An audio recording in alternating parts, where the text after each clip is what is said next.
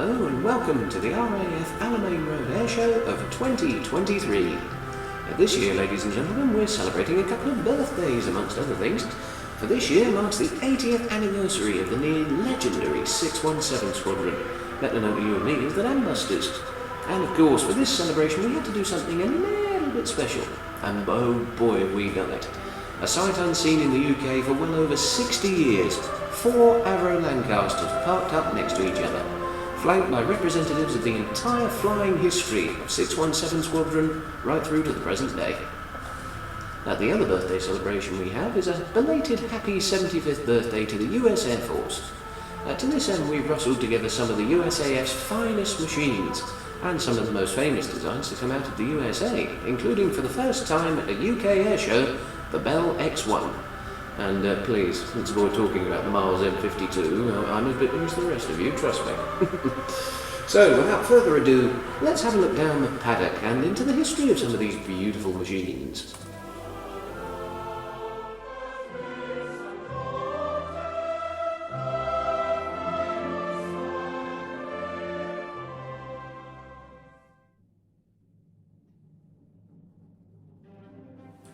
We start appropriately with the first Avro Lancaster in the lineup, ED932, call sign G for George. Built by Avro at the Chatterton plant, she became the personal mount of Wing Commander Guy Gibson and the first Lancaster to drop one of Barnes-Wallis's bouncing bombs in anger during Operation Chastise in 1943. The legendary exploits of these brave men who crewed these planes needs no explanation, and with the sad loss of Johnny Johnson, the last Dambuster crew member just last year, this tribute to the squadron and the raid has become more important than ever. This aircraft met her official end in 1946 when she was damaged on a routine takeoff and was struck off soon after. Having undergone a full rebuild late last year, in my opinion, she's never looked better. And the next machine in the lineup is Lancaster W4964, call sign J for Johnny. This airframe was built at Metropolitan Vickers in Manchester and delivered to 9 Squadron in April 1943. She became a veteran of over 100 sorties over enemy territory, playing a part in both D-Day and Operation Paravane, the first Bomber Command mission to sink the Tirpitz, before being struck off charge in November 1944. Today in the collection she wears the marking she wore in 1944, proudly bearing her nickname Johnny Walker. A name that, as far as I'm concerned at least, needs no explanation. Our third machine is a bit of an oddity. I'll give you a second to have a look. Have you got it? There it is. This Lancaster is a B Mark II with Bristol Hercules radial engines rather than the usual Merlins. This came about due to supply worries with the Merlin engine in 1942. The history of this particular aircraft, DS842, is somewhat sparse. Built by Armstrong Whitworth in Whitley, she was delivered to No. 514 Squadron in 1943, performing routine missions over Germany until March 1945 when she was struck off. Here she sits in her 1944 guise as a unique piece of aviation history, proof that there's more than one way to power a Lancaster. The final machine in our Lancaster lineup is PD119, again built at the Chatterton plant in Manchester. This was another variant of the Lancaster design, modified for a specific job. In this case, the carriage of the biggest conventional bomb used in World War II, and another piece of beautiful engineering by Barnes-Wallis, the 10-ton Grand Slam earthquake bomb. Like the more famous Tallboy bomb, this device was designed to penetrate fortified installations, such as bunkers, bridges and battleships. This aircraft took part in several raids in 1945 against railway viaducts in Germany, and on more than one occasion was used against the U-boat pens at Farge. She remained in service until being struck off charge in 1950. Her colour scheme as it is today is, in fact, historically inaccurate for a Grand Slammer. As for this role, the aircraft was given a daylight raid camouflage scheme. However, speaking personally, I think she looks a lot better in standard night raider scheme, a machine with both menace and presence. Oh, just a minute, folks. Yes, a 5th Lancaster, ladies and gentlemen. Such things as dreams are made of. Isbrith Mabon, ED989. Yes, she has just made a fly past. Oh, ladies and gentlemen. Pure magic, ladies and gentlemen. I honestly did not think that was going to happen today. Oh, marvellous. Never mind 4, we got 5! And this machine, of course, ladies and gentlemen, is the flagship here at the RAF Alamein Road Air Collection. Absolute magic, folks, absolute magic. And now for a look at some of the other designs of aircraft we have in our 617 tribute lineup. At the Mosquito, otherwise known as the Wooden Wonder, or if you were in the Luftwaffe as Oh Dear, this aircraft became a master of all trades from bombing to fighting to photo recon and many other roles. And fingers crossed, in a couple of years, this will be a sight to be seen over the UK once again. Sadly, the one type of aircraft operated by 617 that we just couldn't rustle up was the Avro Lincoln, a design that flew with the squadron just after the war. Sorry, just couldn't be managed. However, the next aircraft in the line could be managed, the English Electric Canberra.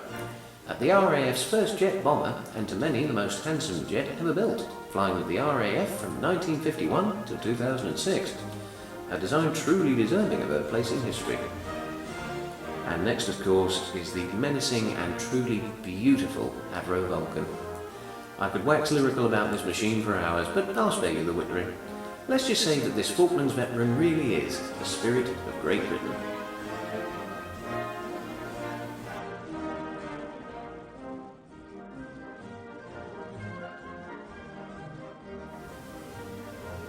And next in line we have the Panavia Tornado, a potent weapon with a lot of history from the Gulf to the Balkans.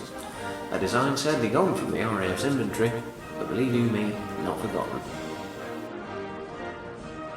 And here of course we have the latest mount for 617 Squadron, the brand new F-35B, a truly awesome piece of international cooperation and creative engineering, with design influences from Rolls-Royce, through to Lockheed Martin, through to BAE. Believe you me, a machine that we can all be proud of. And now we make the move from international collaboration to pure US aircraft, and our birthday celebration for the USAF. Some true icons are here today, folks, with the shape of an air force that has always gone for big, bold and beautiful. And nowhere can this be seen than with the legendary B-17 Flying Fortress. This particular machine, Little Miss Mischief, is a genuine veteran, with a somewhat pick-and-mix paint job being as a result of this aircraft being rebuilt with a large number of bits and bobs from other airframes over her lifetime. She may look a little bit odd here, but here is a machine with history and grace, having been rebuilt by the Alamein Road team just last year, out of 3 old radial engines and 1 Bombay door. The plethora of other machines in the lineup today makes for a truly magic sight, with experimental shapes and international icons lined up side by side. Alas, there are too many for me to go into, so I think I'll sum it up with a few short but well-chosen words. Aim high, fly, fight and win. And in respect of the US naval aircraft here today, Semper Fortis.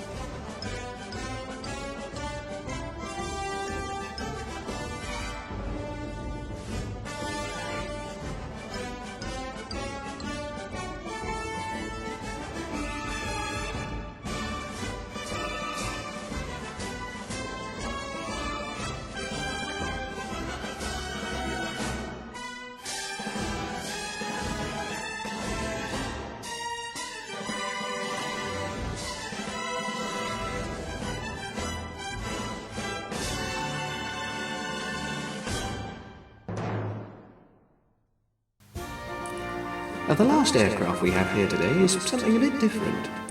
As many of you know, we don't tend to do politics here at our Air of Alamein Road, but here we have a small exception. A salute to the brave, a tribute to the fallen, and the first ex-Soviet airframe ever to be exhibited here at Alamein Road, the Sukhoi 22, NATO codename Fitter, an ex-Ukrainian Air Force aircraft painted in the colours of the Ukrainian flag, symbolically armed with the latest in Western ordnance and carrying a simple message on her fuselage. A word that all of us here hope will soon be heard across the Grillo. Peremoha. Victory. I hope that soon peace will return to the country and to the peoples of Ukraine. Thank you.